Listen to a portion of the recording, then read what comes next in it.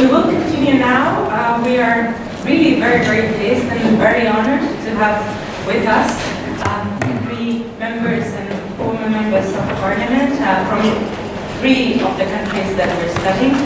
And the main goal, before I introduce each of them to you, was to have a conversation with them as well about what were their own personal experiences. As you have seen today in the data that we are presenting, we don't find universal patterns across our 8 countries, which means that there's very different experiences of both the trajectories and the activities and the work that MPs of immigrant and non-immigrant origin do across the 8 countries. And it is this variety that has actually motivated us to invite some members of Parliament of each of these countries to have a more meaningful conversation, have a bit of the underlying stories that they can tell us about their experiences. So I will be introducing our speakers today. From my left-hand side, Parmjit Dhanda is a former member of the UK Parliament. Ekin Deligöz is a member of the German Bundestag currently, and Meryame Kitir is a member of the Belgian Chamber of Representatives. Unfortunately, you will see in the program that a Spanish MP was willing to come, but because of the uncertainties of the current political situation in Spain, the Parliament is waiting to be called at any time to see if they have a government to vote or vote against. And he was not given leave of absence for that reason because of the uncertainty. But we're really very pleased to have our guests today.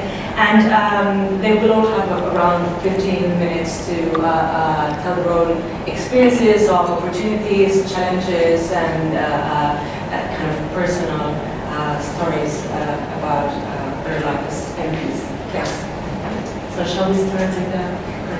Thank you. Well, firstly, if you come a long way, including our esteemed guests here, welcome to the very best of British weather, actually.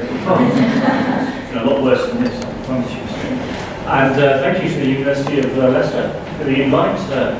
As somebody who was a graduate from the University of Nottingham, I used to occasionally escape to Leicester where my brother was doing his postgraduate and listen to the occasional rock band from time to time at your lovely campus there. So it's lovely to be here in a more formal capacity. My name is Parmjit Singh, Dhanda. Singh means lion in the Sikh faith. There aren't very many Sikhs in British politics, I'm afraid. My story, I think, is quite an unusual one. I was a member of Parliament, and I served as a minister under Tony Blair and Gordon Brown. So between 2001 and 2010, I was at quite a young age. I was 28 when I was selected by my party to stand in a seat called Gloucester in the west of England, which you may or may not have heard of. But there's an interesting story around that in itself. If I can just, if you indulge me for a few minutes, I'll say a little bit about my past. I used to say this when I was, one of the roles I had in government, a lovely one it was too, was Minister for Community Cohesion, about trying to bring all the different communities in our land closer together. And I'd walk into a room. This was quite soon after we had members of the BNP elected to the European Parliament. And I think, my goodness me, Minister for Community Cohesion in Great Britain, why? But then I would open up my discussions by saying, well, my parents are from the Punjab in India, came here in the 1960s. I was born in West London. I represented a constituency, Gloucester, in the west of England. I supported Gloucester at rugby. I supported Liverpool at football. And in Britain, we had this famous old right-wing conservative politician by the name of Norman Tebbit, who used to say, you can't be a proper Brit unless you support England against your ancestral nation at cricket. So I'd always finish off my introduction by saying, and I failed Norman Tebbit's cricket test by supporting India against England at cricket. Then I would say, well, actually, that's probably quite representative of Britain today. I mean, where you are at the moment, London, this is a city that is roughly 50% non-white now. Leicester, Birmingham, these cities are changing very, very quickly. But post my political career, I had a little bit of an awakening. Just after we lost the 2010 general election, we found a pig's head, severed pig's head left in our front drive early one Sunday morning. And it just made me think, because I had, quite soon after that, I had an email from another former parliamentarian who wanted to discuss race, faith, and British parliamentarians, and whether we had facing particular challenges in our lives. And I thought to myself, I spent 9 years as a Member of Parliament for an overwhelmingly white constituency in the west of England, not talking about stuff like that, because it would have gone down very badly, it would have been quite uncomfortable for my party and for my constituents. So I had the opportunity to go back, to think, and I went right the way back. I talked to my parents about when they first came here, and they talked about racism. And back then, well, my mother, when she first came here, she could speak a word of English. She still speaks English with a very strong Indian accent. And she was a cleaner at Hillingdon Hospital in West London, the hospital I was born in. She was cleaning until the night before I was born there. And all the other cleaners were of an Asian or African background at that time.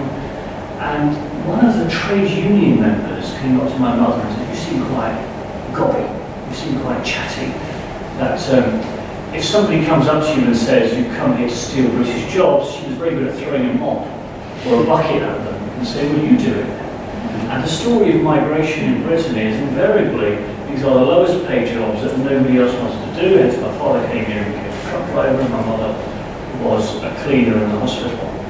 But their early experiences of life as immigrants was something I wanted to really catch up on and understand more about.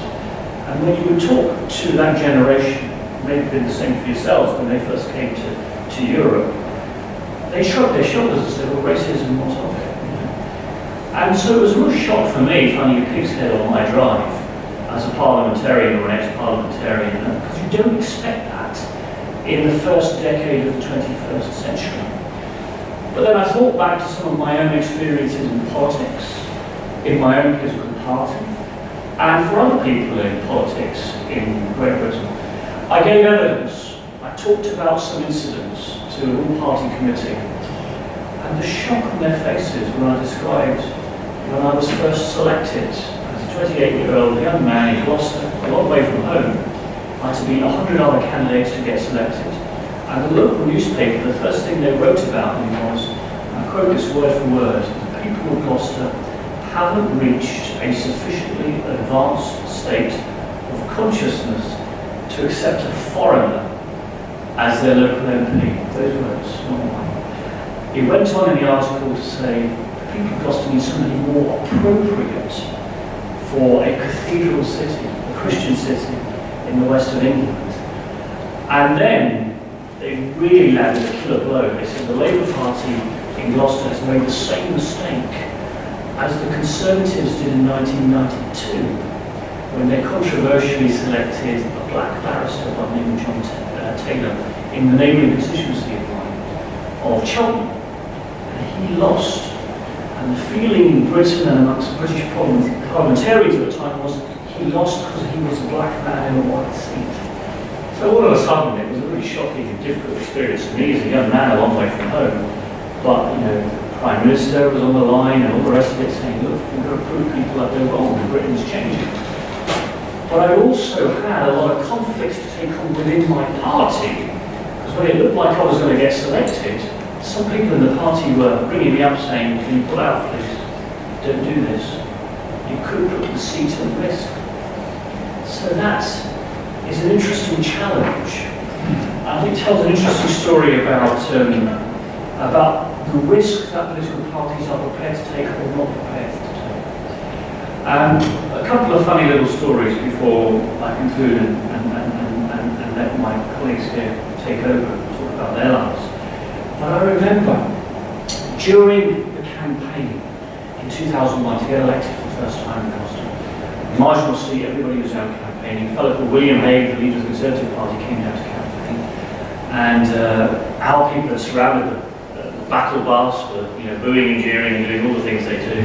And one of the Conservative activists came out and said, your boy, your candidate, talking about me, I wasn't there, but he said, I'll bet his grandfather wasn't in Dunkirk.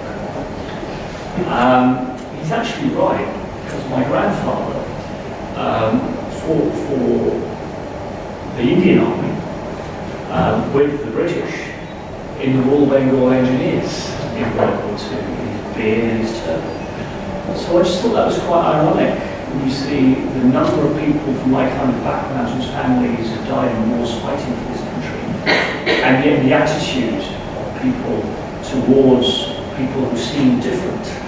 One of the things that I did do is fascinating to hear a little bit about the work around questions. I was told, go native, go white, go working class, and show these people they can trust you. So perhaps I was a bit risk-averse about asking loads of questions about race as a first-term new MP, because my constituency was overwhelmingly white and working class. But these are some of the challenges, because you have to at the same time try to be true unto yourself as well. I did some research a couple of years ago with an organisation called Insight about how representative the British Parliament is. And Laura, I looked at your research here, I would take issue with some of it, actually. Because I don't think we're doing nearly as well in Britain as is sometimes portrayed. I looked at the statistics, I looked at the number of MPs we have from minority background, just before the 2010 elections. Things have changed a bit since then, but not massively. We had 27 MPs out of 650 who were not white MPs. Now, that as a percentage is pretty small, you can work that out yourself. Well into them. It's under 10 anyway, certainly the case. But then I also looked at the individual political parties, because the Labour Party always said, yeah, well, we're better than the others, and we were. But you look at who we represent in places like Leicester, Birmingham, and London, in the working class, more left-wing-minded places. And although we had 6% of our MPs from these more diverse backgrounds, our electorate was 1/4 of the seats that we held from a more diverse background. Instead of 27, or now as we are, 40-something MPs from people from immigrant stock, it should be nearer 90 or 100. We are not doing it well enough. We don't challenge ourselves, we don't talk about these issues. And people like me are as responsible as anybody. For 9 years, it was easier for me to run with the herd. It was easier for me to not draw attention to myself. And why not? As a young superstar of the new intake, and everybody's saying, look, there's your representative, or one of them, of diversity in the UK. You don't talk about the racist hate mail. You don't talk about the difficult things that you have to deal with in life. And I just think it's ever so important that we do shine a light on some of the challenges, not least to protect people who want to come into politics, who are from more diverse and different kinds of backgrounds. And that's part of the reason I wrote about my parents' journey. I wrote about my life, some funny stories in here as well. It's not all serious and painful stuff. You'll find my 2 lads out there selling copies for anybody who wants one. And look, that's a bit about me. I hope you find that interesting. And I'm really looking forward to hearing from you and your questions, at least with my colleagues here about their stories as well. So thank you very much. Thank you very much indeed. We move on to Meryame, Kitir. Yes. So thank you very much for the invitation. For me, it is a very interesting day till now. Let me first apologize that my English will not always be very good, but I will try to do my best. So I was asked to tell a little bit of my story, a little bit how that I came in politics, and I prepared a little bit for that. As you know, my name is Meryame Kitir. I'm 35 years old, and I was born and raised in Maasmechelen. It's a very beautiful village in Belgium. My dad, he moved from Morocco to France and to work there in the mines. And later on, 1 year later, he was sent to Belgium, to Maasmechelen. So my dad actually was an economic migrant, and he made, in my eyes, a very tough but courageous decision to make sure his family would have a better life and more opportunities It was never his intention to stay in Belgium. That's why my mother stayed in Morocco with my two brothers. And when the decision was made that he would stay in Belgium permanently, my mother came to Belgium with my two brothers, and we were born in Belgium, and I had 10 brothers and sisters. My mother was passed away when I was 2 years old. We went to school in Maasmechelen, and where we learned a lot about the restaurant society, and at home we were raised according to the rules of Islam. It was not always easy to combine these two ways of living as a teenager, because I didn't get why I could not go to the movies, why my parents didn't trust me. And when I was a bit older, I understood it was always for my own good to protect myself. I had a lot of good talks with my father, and these talks made me realize that everything happens in a certain context and in a certain perspective. My father always thought he would go back to his country where he was born and where he was raised. Also the Turkish people, the Greek people, and the Italian people who are immigrated to work in the mines had all the same idea. And they would work for a while in Belgium and then they would return. And this was also the view of the politics at that time. Because of that, there was no immigration policy, and immigrants lived together in communities close to each other. And if we look back at that decision, it may not be the best one, because people got attached to each other and not to the original inhabitants. There was a huge gap between the migrants and the people who already lived in Belgium. It became harder to mix in with the others. But the men who worked together in the mines had a real strong bond. Their friendship was very real, because it didn't matter what color the skin was, it didn't matter which country they came from, everyone was black from the mine, and the people stayed friends for years and years to come. My father died when I was 18 years old, and normally I would have gone to college, but I learned as a child and a teenager that it was important to look out for each other and to care for your family, and that's why I decided to stay at home and help with the house. When I was 19 years, I got my own place. And it was not easy as a Moroccan woman at that time, because it was not a common thing for a single Moroccan woman to live on her own. There was also a lot of economic pressure, because I didn't have a steady job at that time. Perseverance got me through these not so easy times. In the year 1999, I started working at the Ford motor company as a blue-collar worker. Ford was a huge company. A company that started with 14,000 employees in 1964. Ford was founded after the closing of one of the 6 mines in Limburg. A lot of people who used to work in the mines now worked at Ford. And at the time I started working for the company, there were 5,000 employees. The company where 40% of the staff had a different nationality. A company with people with a lot of variety in degrees. Ford paid a lot of attention to diversity. I combined the work at the factory with school after hours. I studied to become an accountant, and this was possible because I worked in a shift. I could help at home and work my job and go to school at the same time. When I was 20 years old, the Socialist Trade Union asked me to participate at the social elections. My curiosity and my verbal skills had gotten the attention of the trade union. And as a young woman, I got elected in a big factory with a lot of men working there. This wasn't easy, but a huge change for me to learn a lot.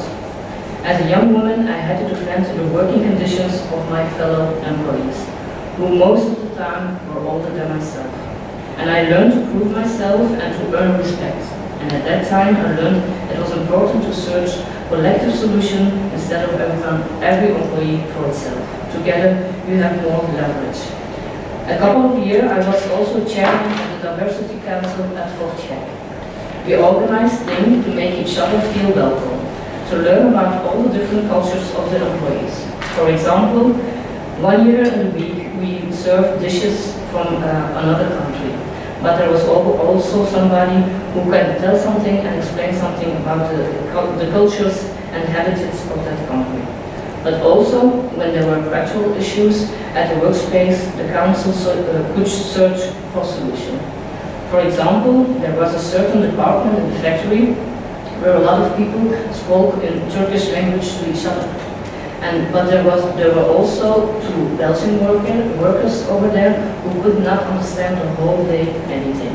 And as a diversity council, we made it clear to everybody that on the workspace, the language was Dutch and nothing else. The problem solved itself. All the time, I hadn't been involved with politics very directly. But if you are with a trade union, you automatically follow changes and policy that politicians make. If it is important to know when they can retire. It is important to know if it's legal for women to work a night shift and so on. I am a member of the Socialist Party from 2003, but it was in 2006 that I, for the first time, joined the local elections. But in 2007, I took a great step in my political career. My political party, the Socialist Party, asked me if I wasn't interested to join the list of candidates. They wanted a better representation of employees, especially blue collars, in the parliament. The parliament needed to be a better mirror for the society than it was at that time. Members of parliament made the rules for millions of employees, but there wasn't one of them involved in the decision making. There was always a vast majority of lawyers in the parliament. Most of them never worked one single day in the factory. And that's why I decided to join the election in 2007. My catchphrase was Fabrik in the Politik, and it means the factory in politics. I have chosen, very consequent, to combine my work at Ford with politics. And unfortunately, in 2015, Ford gang closed, and more than 10,000 colleagues lost their job. So it wasn't possible to combine these two important pathways in my life. My core business was to defend my colleagues and their working conditions. And that's why I decided to join politics. I wanted to combine solidarity with equality. And if you hear my story, you will see that my immigration background never played a permanent role or part in the choices I have made in my life. I have got opportunities with the trade union.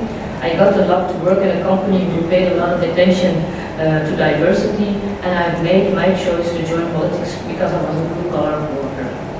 But I need to admit, in politics I have had the most attention for my migration background.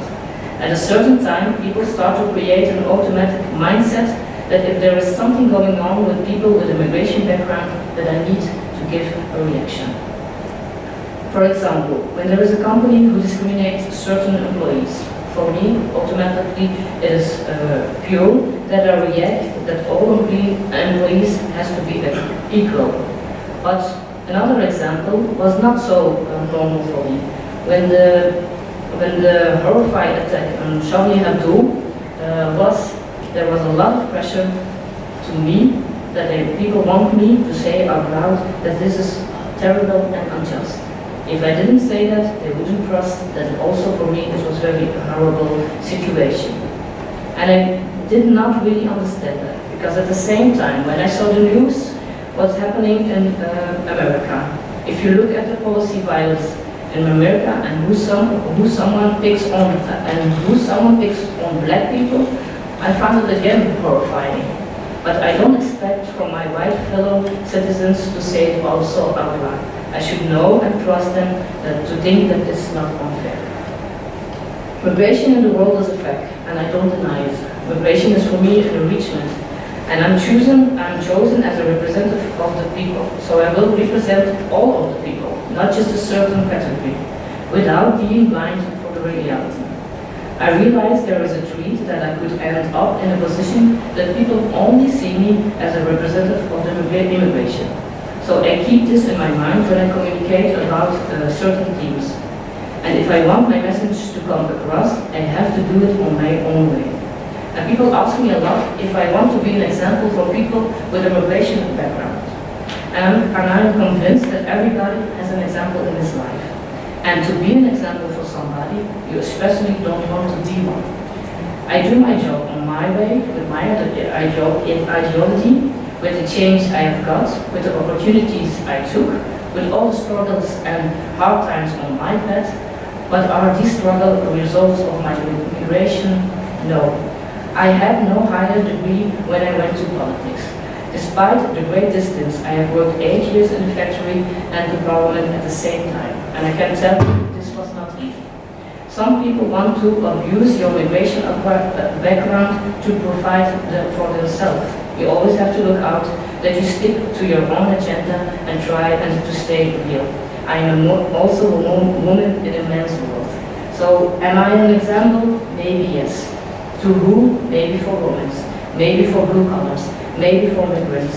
But I hope to be an example for a different set of people, because then it is representative for who I am, and then I would be satisfied with my work as a politician. Thank you.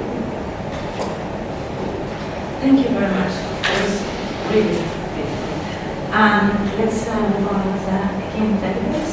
Okay, thank you. German Bundestag. Thanks. Well, my story.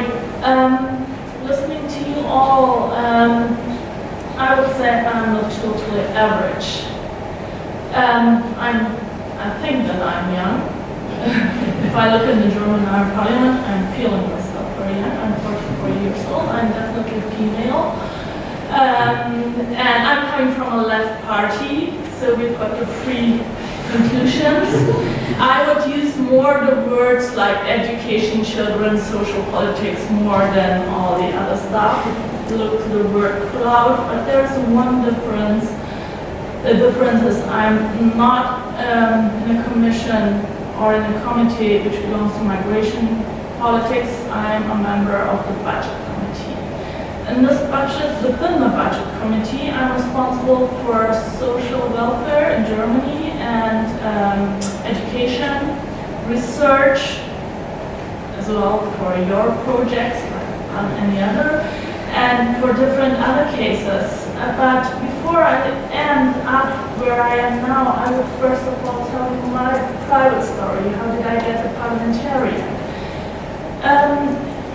The thing is, if I prepared myself for this, I asked at the University of Hamburg, what should I tell? And they don't prepare anything at all. So I'm not that good prepared like my colleagues, but I've got, like every migrant, a lot of stories to tell, you know.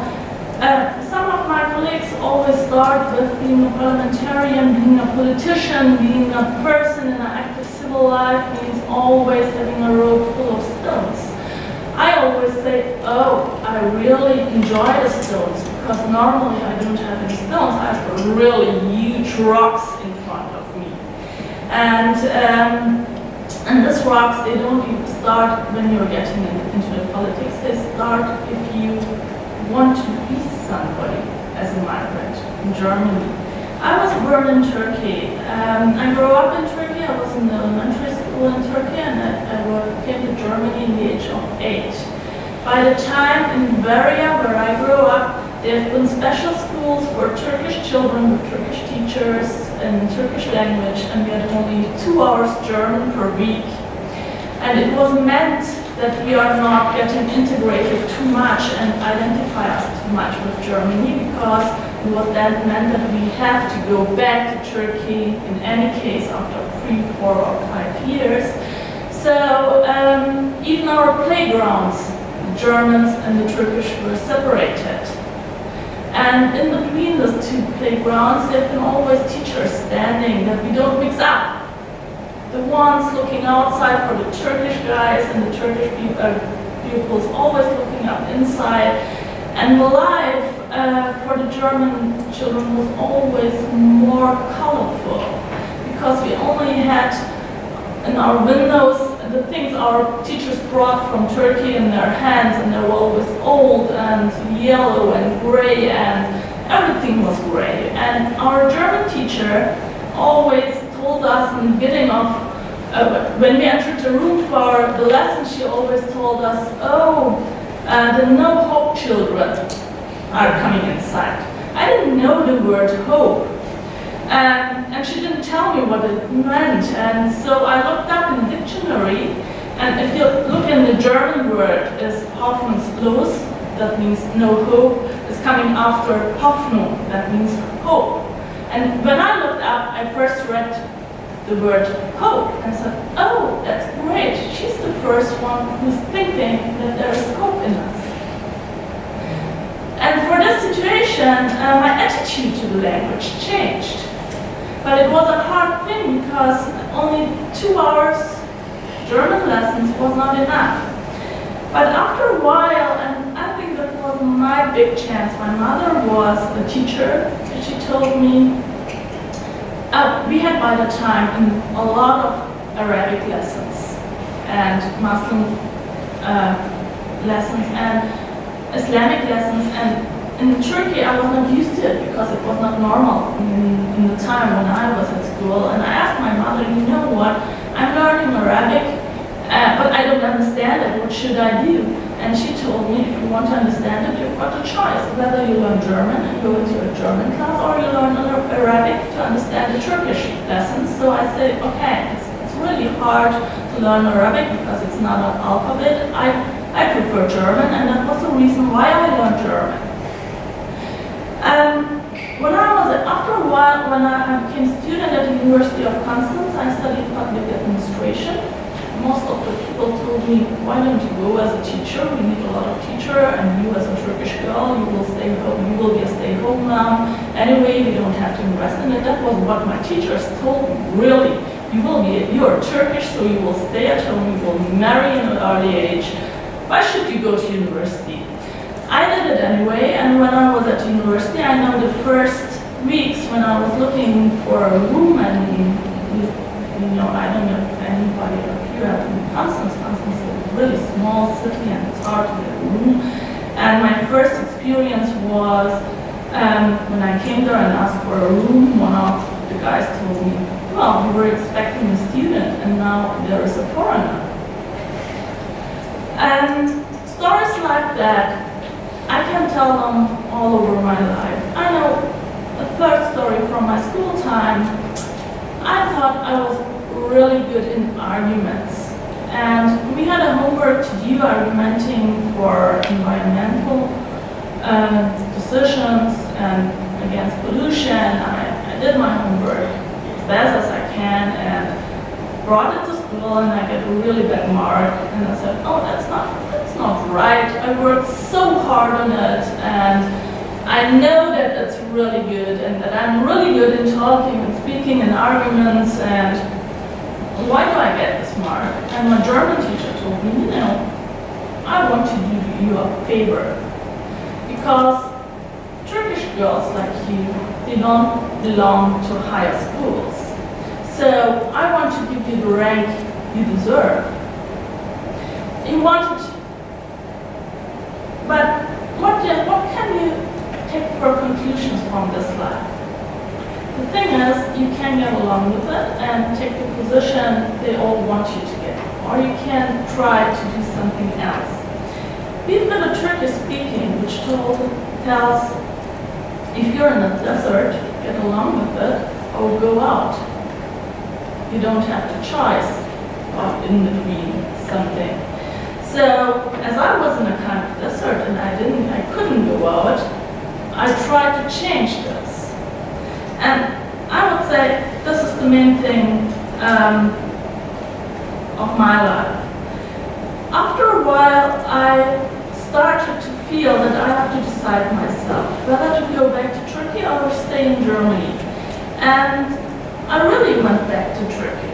As a student, I was working for the German Cultural Institute in Ankara. It was good for me because I could learn some Turkish. Not using the language means you forget the language, and the Turkish people in Germany, you've got a kind of broken Turkish. It's not the right one, it's just a spoken Turkish. But I thought there must be a change. I went back to Turkey really just to check out if this is the life where my identity, my personality can get along.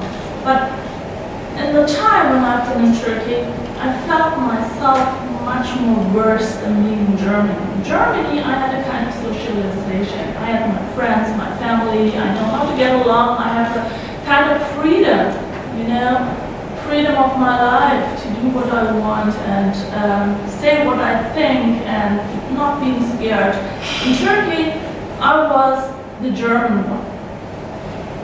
And the German one for the Turkish, it's called in German, there's a special word for it, it's Deutschländer, the one coming from Germany. that meant that this is a person who can do nothing, less than nothing. They are the one who are not educated, can't speak really Turkish, are not to get under control. The thing was, I wanted to work, but they didn't allow me to work because there was no trust in me. And so I had to, again, this choice between where am I at home? Where is my home? Where do I belong to? Where is my identity? So I come back to Germany.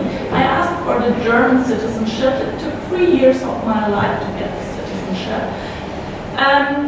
By the time I was asking for the citizenship, I was at university. I studied public administration. I was just closing my study term, and I was asked if I can speak German.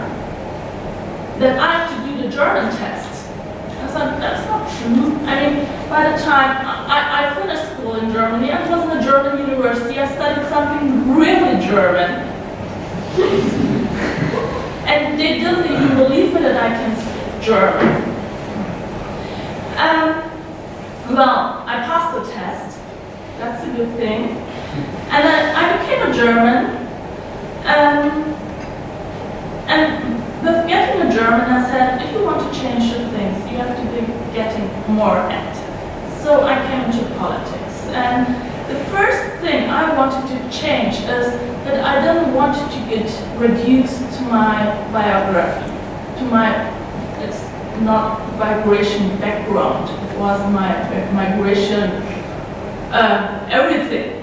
We were just migrants, it was not only the background. And so my position was, if you migrants want to change this, we have to stop seeing ourselves as migrants. We have to start seeing ourselves as citizens of this country who takes responsibility for this country, but also claims their rights in this country. So, starting at the parliamentarian group of the Green Party, I was really enthusiastic becoming a parliamentarian. I was in the age of 28 by then, and a young, very idealistic woman who wants to change the world, and I said, I want to do the politics of inner affairs. My party was totally against it. I said, no, this is nothing for you. Why don't you go and take responsibility for something less important, like Commission of Petitions? I don't know if you know the petition. That means in the parliament, nothing. No responsibility at all, because you don't have really something to decide. You're just sitting there up, and normally other people decide. So I said, no, I wanted to go for it, and I run for it. And I know my first commission sitting, I was sitting there very, very idealistic and said, we have to change this nation, and we have to change our public responsibility. We need more migrants in police stations. We need more migrants as social workers. We need them in the schools, in the kindergartens. We need them more in our public administration. Everybody, and in this commission there were only men except for 3 women. One of them was me. Everybody was against screaming. It was like, it felt like screaming again. What kind of nonsense I talked about. In the end of this commission, one of my own colleagues, female one, from the Green Party, came to me and said, let us go having a coffee. I wanted to tell you something. And I said, oh, I'm getting some help. She will be on my side. She's understanding me. And she told me, no, there are 2 ways of getting a parliamentarian. The ones came here, they came because of a kind of quota, and they will be gone within 1 term. The second ones, they're really good. They've got good ideas, they change the things, they come here, they stay here, and they're changing this nation. You are one of the ones. You won't have any time. Now I'm a parliamentarian in the 5th decade in the German parliament. I'm responsible for one of the highest budgets the budget of social affairs and labor politics and integration. In the time, I changed my teams between inner affairs to social responsible social politics. I was the head of the Commission for Family Affairs. Today, I would say, well, I'm not one of the famous politicians, but I would say I changed some of the laws. Like, for example, the right to get a place in the kindergarten. For example, the quota for policemen, for migrants in the police stations. Some of the things are really changing fast these days in Germany, even with the conservative parties, because they're very important. But the thing is, they have always to be the one who first starts with it. I never wanted to get reduced to be a migrant, but this was the expectation, like you say. When I talk about social politics, about something else, public administration, nobody listens to me. It's really hard to impress people, to influence the others, to find the right arguments. I have always been better prepared than the others. I've always been better in speaking, in argumenting, in negotiating than all the others, because it's not expected. But if I'm talking about migration policy, everybody's listening. I'm getting an expert. If I'm talking about Turkey, I was 8 years old when I left Turkey. I'm always an expert. I can say what I want. Everybody's listening to me. That's a chance, but that's also getting reduced to some teams. If you play on that, and there is sure it's easier to do that because everybody's listening to you. If you do this, it's wrong. Why? Because first of all, you're just listening to the expectations of the others. And if your story is told, they are not interested in you anymore. And you can't redefine your own story again and again and again. And the second thing is, there is a high expectation from Turkish, even first generation, also from Turkey, that you have to work for them, for their interests. You have always to say, no, I'm a German. I'm working for the German interest, and I'm working for the interest of my generation and the generation of my children. And their life, their socialization is not in Turkey, it's in Germany. We are part of the European Union. And the third thing is, they always want to get fulfilled their prejudice. I'm always asked if my husband is violent. He's not. I'm always asked if my parents forbid me to go to school. They did not. I'm always asked if I can speak with men because I'm a Muslim. I said, yes, I do. But they want to get to fulfill their prejudice, and you have to fight against it. And the last one, there have been one of my stories, which was the worst. I was asked about what I'm thinking about headscarves. And I said, well, I would like to talk about that within the Muslims. And it's time that we started to talk about these themes. I prefer that the women decide themselves if they want or not. For me, it's important that I deny headscarves and I can live with it in a free way. And this meant that I get a lot of letters. On the one side from a kind of really hard way of racist. What I'm doing here as a Muslim in German society, I should go home. And I always tell this is my home. And the second one from the Islamists, where I start such a discussion. And this meant 2 years of my life with 3 really good-looking policemen on my side. It's a dream of every young woman. You have to be a really good man, 3 steps behind you, following you everywhere. And it was a time when I was pregnant with our second child, our daughter. And what sounds so funny, it's not funny at all, because you're separating, you're getting separated from everything. You cannot go on the street in a free way. You're losing your freedom of walking, to talk to the people, just being in the park. not allowed anymore. I was not allowed to ride by a train or to go into the kindergarten and things like that. And in the end, again, you're asking yourself, what is my decision? And if the decision is you want to change the things, you have to get along with the rocks.